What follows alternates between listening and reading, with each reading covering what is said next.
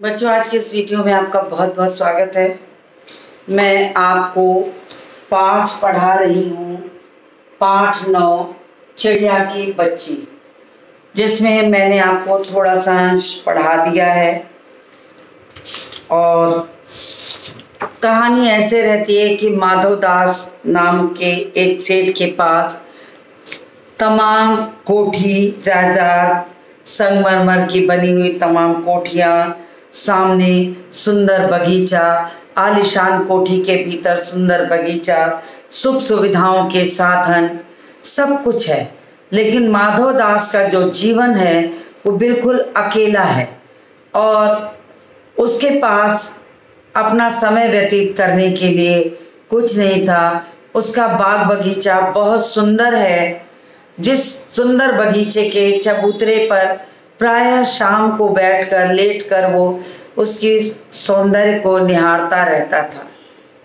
एक शाम वो अपने चबूतरे पे बैठा हुआ प्राकृतिक सौंदर्य को देख रहा था कि कहीं से उड़ते उड़ते एक नन्ही सी चिड़िया वहाँ बगीचे में आ बैठी और बगीचे में फुदक फुदक कर वो इधर उधर सुंदर स्वर में गाते हुए खेल रही थी।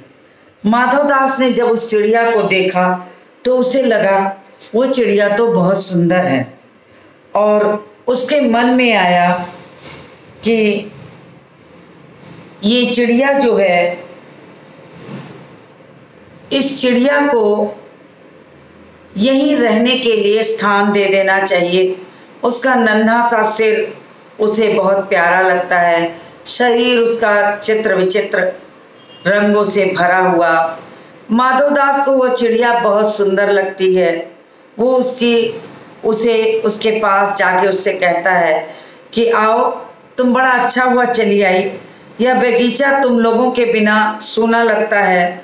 सुनो चिड़िया, तुम खुशी से यहाँ रह सकती हो, तुम्हारे लिए ही मैंने इसे बनवाया है, तुम यहाँ बेखटके आया जाया करो। जब चिड़िया ने ये सारी चीज़ सुनी तो वो पहले तो बड़ी असावधान थी। उसे बिल्कुल सामान्य बात लग रही थी कि जैसे सामान्य प्रकृति के पेड़ पौधे होते हैं वैसे ही है। वो आराम से वहाँ बैठकर खेल रही थी। लेकिन अचानक माधवदास के ऐसा कहने पर जो चिड़िया थी वो थोड़े सा सहम जाती है, डर जाती है।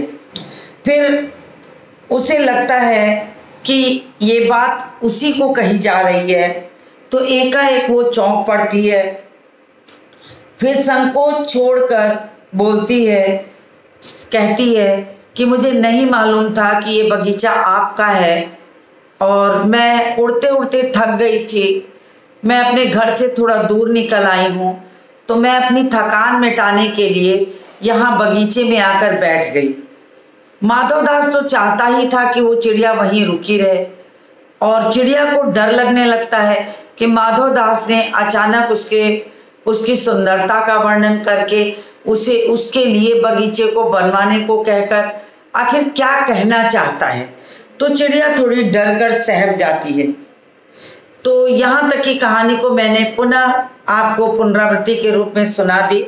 अब मैं वहाँ से पढ़ती हूँ जहाँ से मैंने उस वीडियो को समाप्त किया था। चिड़िया बहुत कुछ सकुचा गई। उसे बोध हुआ कि उससे गलती हुई है। वह यहाँ बैठ गई। उसका थिरकना रुक गया। भयभीत सी वह बोली, मैं थक कर यहाँ बैठ गई, मैं अभी जाऊंगी। बगीचा आपका है, मुझे माफ करें। अब चिड़िया को लगता है कि उससे तो बहुत बड़ी गलती हो गई। अनजाने में वो किसी के बगीचे में आकर बड़े प्रेम पूर्वक आकर यहाँ बैठ जाती है। तो उसे ऐसा नहीं करना चाहिए, क्योंकि अनाधिकार चेष्टा के चलते माधवदास का मन जो रहता है वो डोल जाता है उसकी सुंदरता को देखकर। और वो क्या चाहता है कि उसके अकेले जीवन में तो उसका मन बहलाने वाला कोई नहीं है, तो इस नन्ही सी चिड़िया को ही कैद कर लिया जाए और इसे यहीं रख लिया जाए। तो वो चिड़िया को तरह तरह की बातें कहकर समझाने की कोशिश करता है कि तुम यहीं रुक जाओ।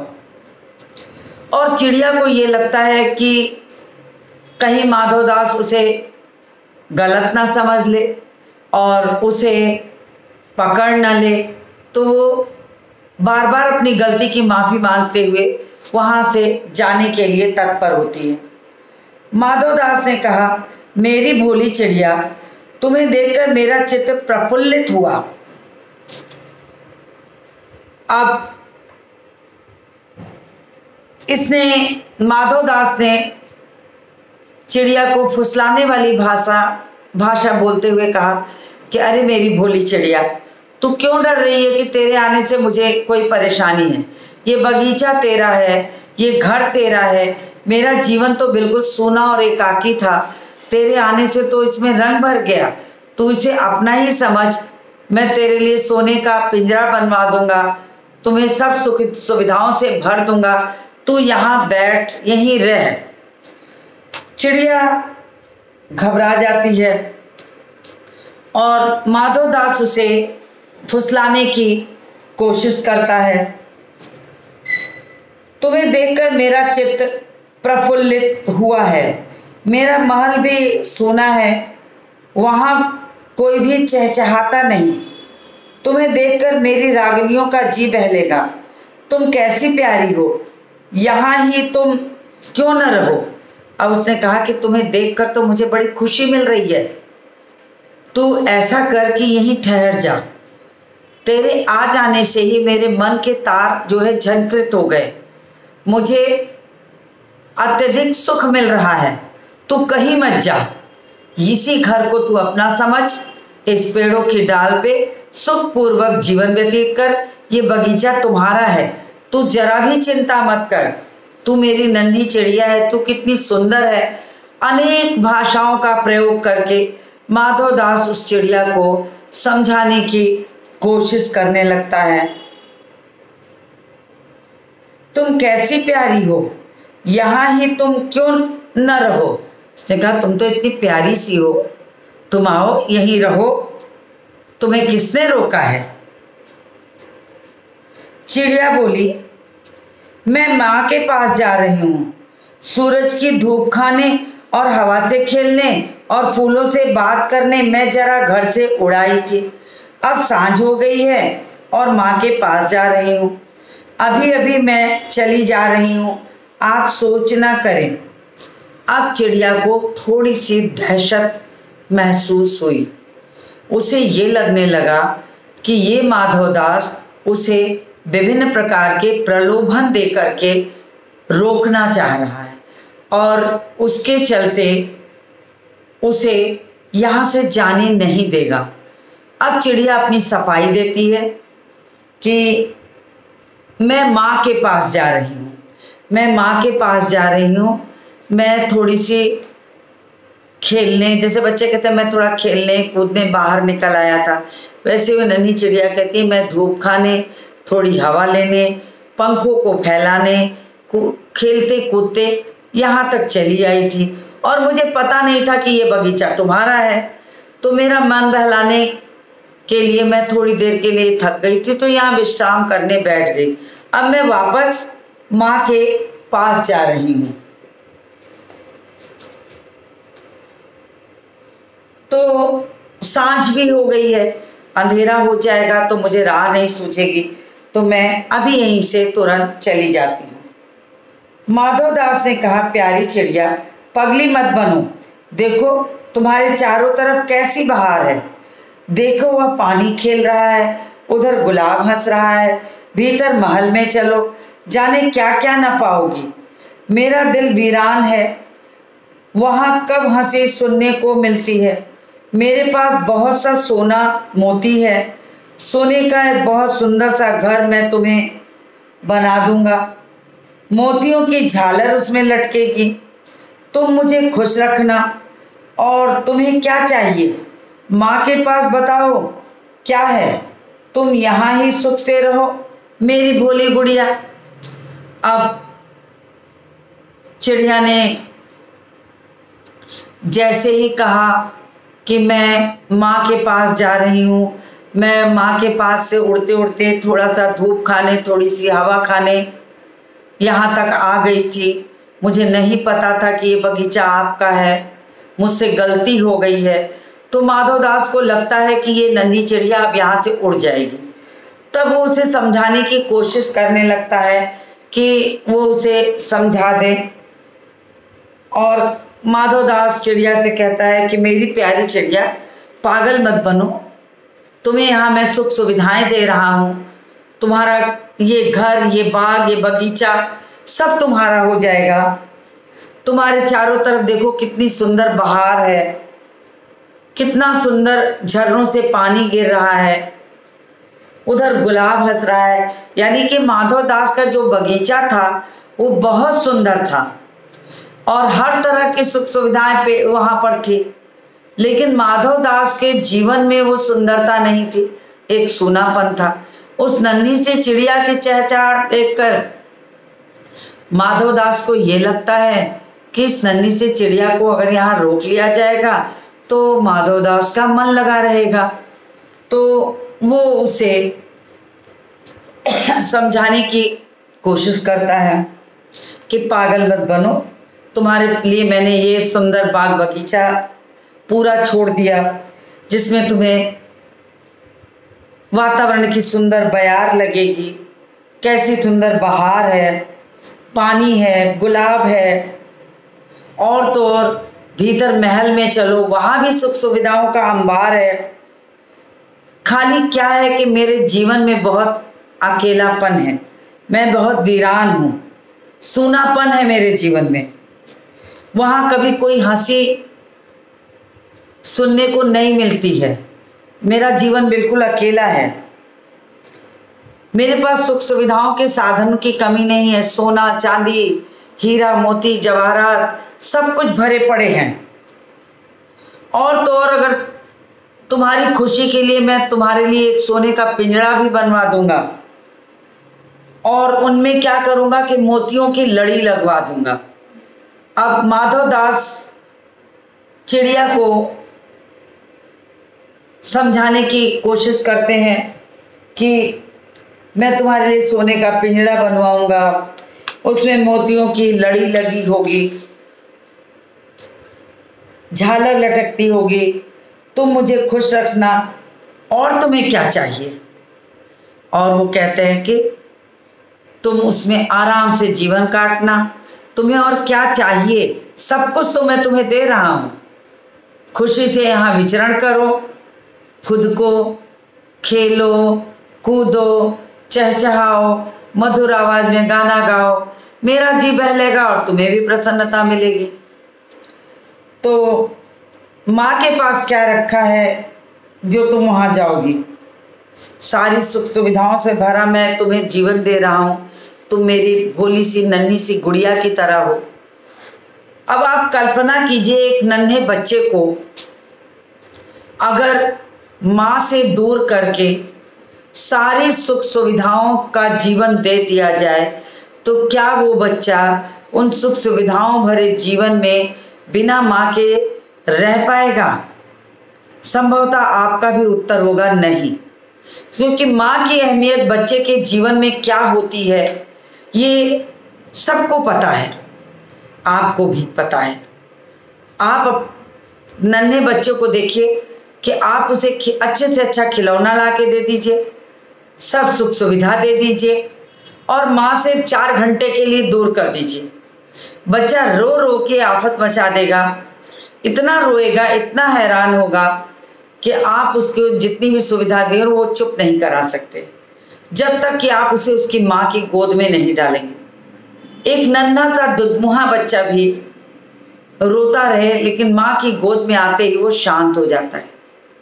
किसी की गोद में जाएगा वो रोता रहेगा। उस रोते हुए बच्चे को जैसे ही माँ की गोद मिलेगी वो शांत हो जाता है और मीठी नींद में सो जाएगा। तो माँ की गोद का जो स्पर्श है वो बच्चे को, दुधमुहे बच्चे को, नवजात बच्चे को भी पता होता है। तो जो बच्चा अपनी माँ को पहचानता है वो भला कैसे किसी प्रलोभन में आकर के माँ को छोड़कर कहीं और रह सकता है? वो तो रो रो के ऐसे ही जान दे देगा। तो चाहे वो मनुष्य का बच्चा हो या चिड़िया का नन्हा सा बच्चा हो, माँ के बिना तो जीवन किसी का भी संभव नहीं है। माँ के बिना अगर ये सोचे कि एक नन्ही चिड़िया की बच्ची माँ के बिना रह लेगी तो संभवतः ये भी संभव नहीं। तो वो अकेलापन महसूस करती, इसलिए उसे लगता है कि माँ के साथ ही जीवन, चाहे लाख सुख सुविधाएं दे दी जाए, माँ के साथ ही असली जीवन है। माँ के बिना बच्चे को कहीं सुख सुविधा देने पर भी वो चैन से नहीं रह सकता। तो माधव दास उसे कितना भी प्रलोभन देता है, लेकिन उस नन्ही सी चिड़िया की बच्ची को ये लगता है कि उसे माँ के पास जाना है। उससे बहुत बड़ी गलती हो गई कि वो घर से इतनी दूर आ गई। ये सबक भी है एक तरीके का कि बच्चे को माँ से दूर अगर कभी गलती से भी हो जाए तो उसे बिल्कुल निश्चित समय पर अपने घर वापस चले जाना चाहिए। अन्यथा ऐसे ही तमाम दुर्घटनाएं, परेशानियां जीवन में आ सकती हैं, जहां आपको अपनी सूझबूझ और समझ का सहारा लेकर उन कठिनाइयों से निकलना पड़ेगा।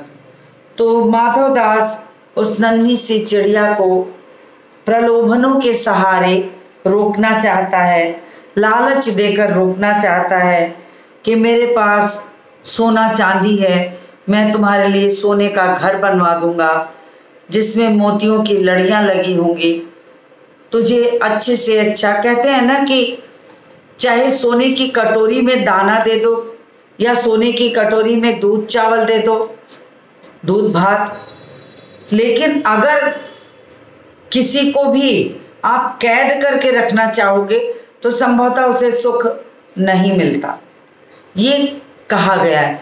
और माधव दास उसे मेरी नन्ही भोली गुड़िया चिड़िया कह कहकर उसे फुसलाने की कोशिश करते हैं।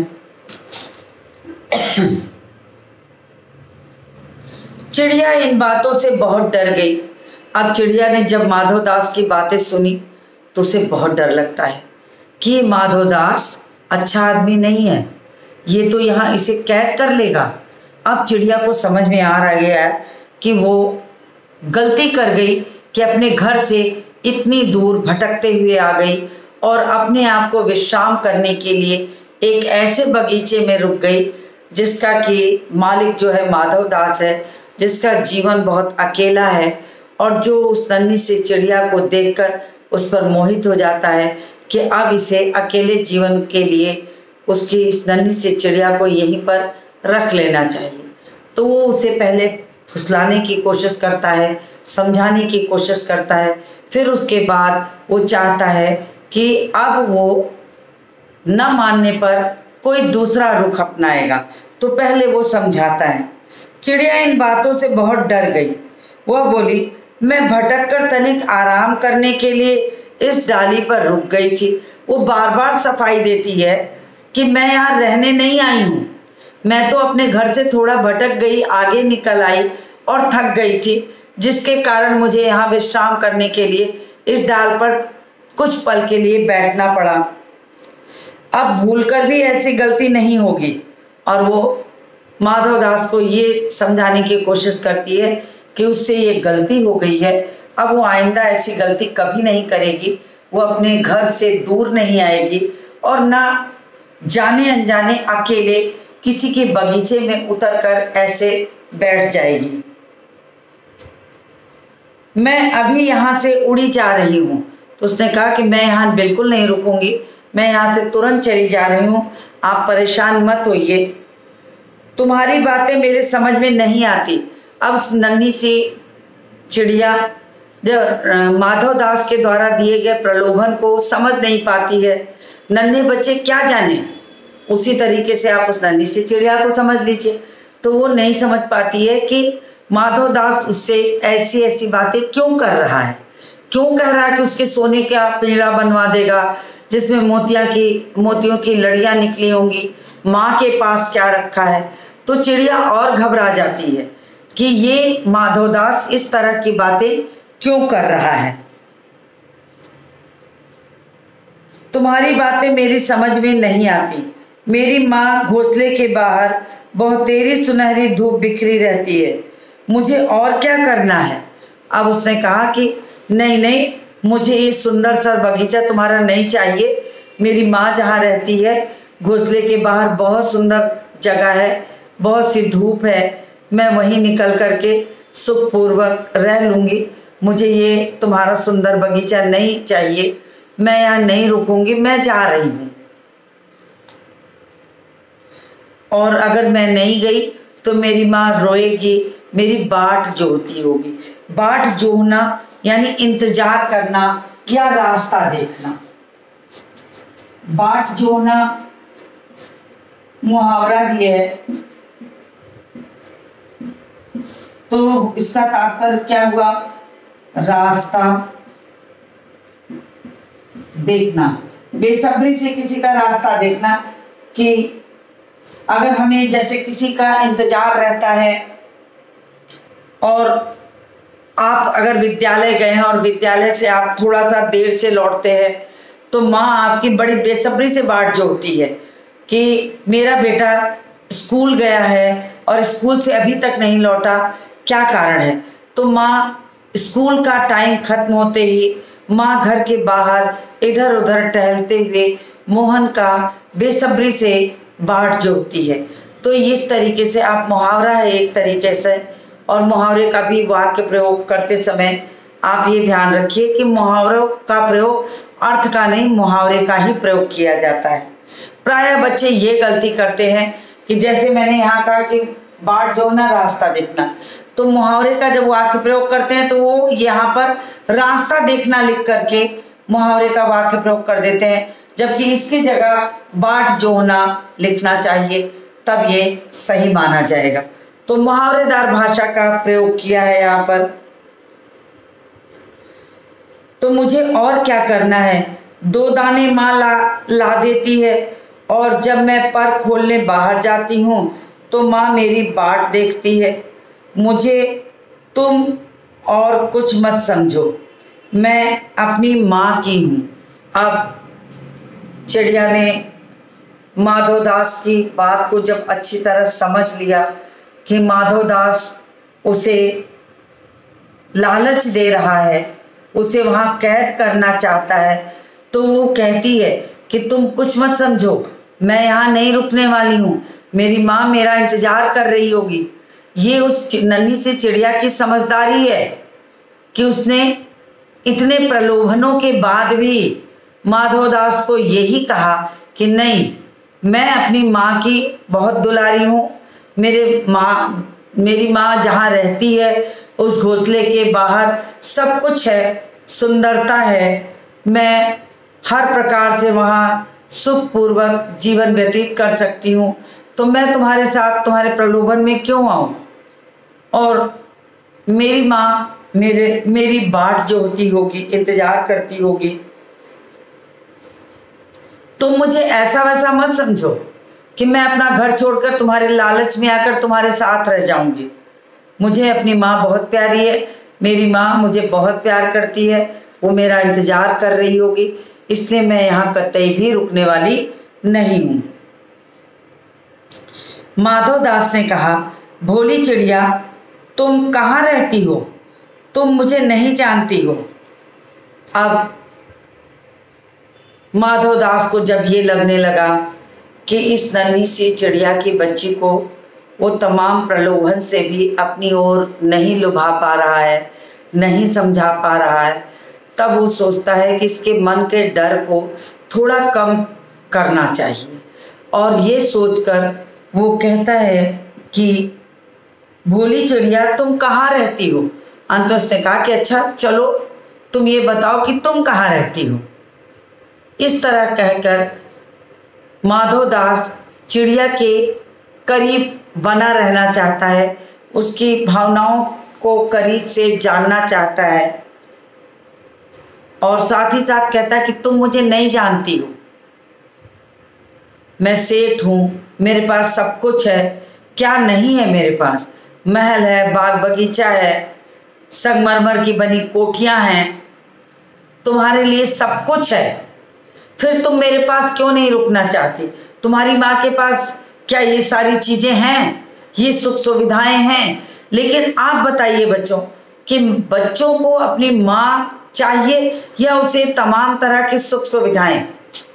संभवतः आपका उत्तर यही होगा, हर बच्चे को उसको उसकी माँ चाहिए। माँ के अलावा उसके जीवन की सारी सुख सुविधाएं जो होती हैं वो बेकार होती हैं। आप किसी भी नन्हे बच्चे को घंटे 2 घंटे के लिए माँ से अलग कर दीजिए और देखिए, जरा सी देर में उसको अपनी माँ की याद अगर आ गई तो 1 सेकंड भी आपके पास नहीं रुकेगा, उसे रो रो के वो व्याकुल कर देगा और अंततः आप हार कर उसे माँ के पास पहुंचा देंगे। तो माधवदास ने कहा कि तुम मुझे नहीं जानती हो। चिड़िया बोली कि मुझे तुम्हारे जैसे लोगों को जानना भी नहीं है, मैं अपनी माँ को जानती हूँ। अब चिड़िया ने सही ढंग से कह दिया कि नहीं, मुझे कुछ नहीं जानना, मैं माँ को जानती हूँ, माँ के पास रहती हूँ, मैं अपने भाई को जानती हूँ, अपनी बहन को जानती हूँ, सूरज को जानती हूँ, धूप को जानती हूँ, घास पानी फूलों को जानती हूँ। महामान्य, तुम कौन हो? मैं तुम्हें नहीं जानती। चिड़िया ने कितना सुंदर सा उत्तर दिया कि मैं तुम्हें नहीं जानती हूँ और मैं तुम्हें जानना भी नहीं चाहती हूँ। मैं तुम्हें जानना भी नहीं चाहती हूँ। मुझे नहीं जानना कि माधवदास जैसा सेठ कैसा होता है। मुझे अपना घर प्यारा है, मुझे अपनी माँ प्यारी है, अपना भाई प्यारा है और मेरे घर में जो सुख सुविधा है, मेरे घर के बाहर सुंदर सी धूप खिली रहती है, सुंदर सी घास है, पानी है, फूल है। मैं तो गलती से भटक करके उड़ते उड़ते यहाँ आ गई। मुझे तुम्हारे जैसे लोगों को जानने की कोई आवश्यकता नहीं है कि मैं तुम्हें जानने की कोशिश करूं। तो चिड़िया ने इस तरह से उसकी बात का उत्तर दे दिया कि तुम भला कौन हो? मैं क्यों जानूं तुम्हें? ऐसी क्या आवश्यकता है कि मैं तुम्हें जान करके तुम्हारे पास टिक जाऊं? तुम मुझे प्रलोभन मत दो, मैं तुम्हारे प्रलोभनों में आने वाली नहीं हूं। मेरा जीवन सुखमय है, मेरी माँ, मेरा भाई, सब कुछ मेरे पास है। क्या नहीं है जो मैं तुम्हारे पास टिके रहूं? लेकिन चिड़िया बहुत समझदार लगती है। वो चिड़िया की नन्ही सी बच्ची भी बहुत समझदार है। ये कहा गया है कि जब परिस्थितियां खराब होती हैं तो समझ में नहीं आता कि क्या उत्तर दें, और एक अनजान व्यक्ति यदि किसी नन्ही सी चिड़िया को घेर करके इस तरह से सवालों में फंसा करके उसे बहलाना फुसलाना चाहता है तो ऐसे समय में तो चिड़िया की नन्ही सी बच्ची का दिमाग काम करना बिल्कुल मुश्किल है। ऐसे में बच्चे घबरा जाते हैं, क्या उत्तर दें, कहाँ जाएं, विभिन्न प्रकार के लालच दे करके। तो माधवदास तो चिड़िया की नन्ही सी बच्ची को लालच ही दे रहा था। वो यही बताना चाहता है कि कैसे वो अपना जीवन अकेलेपन को दूर करने के लिए उस नन्ही सी चिड़िया को अपने पास रोकना चाहता है, क्योंकि उसके सुनहरे रंग बिरंगे चित्रमयी पंखों को, नीली गर्दन को, उछलना कूदना फुदकना, उसे लगा कि उसका जीवन भी बिल्कुल संगीतमय हो जाएगा। तो उसने सोचा कि बस अब कोई और उपाय नहीं, इस चिड़िया नन्ही से चिड़िया की बच्ची को रोक लेना चाहिए। और बहुत तरीके से उसे फुसलाता रहता है। माधवदास कहता है, माधवदास तुम भोली हो चिड़िया, तुमने मुझे नहीं जाना, तब तुमने कुछ नहीं जाना। अब सेठ को अपनी सेठ होने की अनुभूति है, उसे लगता है कि वो बहुत बड़ा सेठ है और वो जीवन में सुख सुविधाएं हैं, तो वो किसी को भी अपने वश में कर लेगा। तो और उसका अधिकार है। और वो चिड़िया की नन्ही सी बच्ची को इसलिए कहता है कि तुम मुझे नहीं जानती हो कि मैं कौन, मेरे पास सब कुछ है, सामर्थ्य है, साधन है, मैं जीवन में सब कुछ अपने पास रखो, सिर्फ मेरा जो जीवन है वो अकेला है, खालीपन भरा है जीवन में, मुझे उस खालीपन को दूर करने के लिए तुम मेरे साथ रह जाओ। अब नन्ही सी बच्ची को क्यों अच्छा लगे? क्या नन्हे बच्चे को रुपया, पैसा, सुख सुविधाएं चाहिए होती हैं? उसे तो अपने घर का, परिवार का, अपने माता पिता का प्रेम चाहिए होता है, और उसी प्रेम को वो हमेशा हमेशा अपने पास रखना चाहता है, किसी अनजान व्यक्ति से उसे नहीं बांटना चाहता। तो चिड़िया भी बिल्कुल तैयार नहीं है कि वो अपनी माँ के प्रेम के बदले में माधवदास के घर की सुख सुविधाएं ले ले या सुख सुविधाओं को प्राप्त करे। तो वो बिल्कुल मना कर देती है कि मुझे नहीं चाहिए। आप हैं कौन? महामान्य, आप कौन हैं? मैं क्यों आपके कहने में आकर के यहाँ रुक जाऊं? मेरा जीवन सुखमय है, मैं अपने जीवन में हर प्रकार से खुशी हूँ।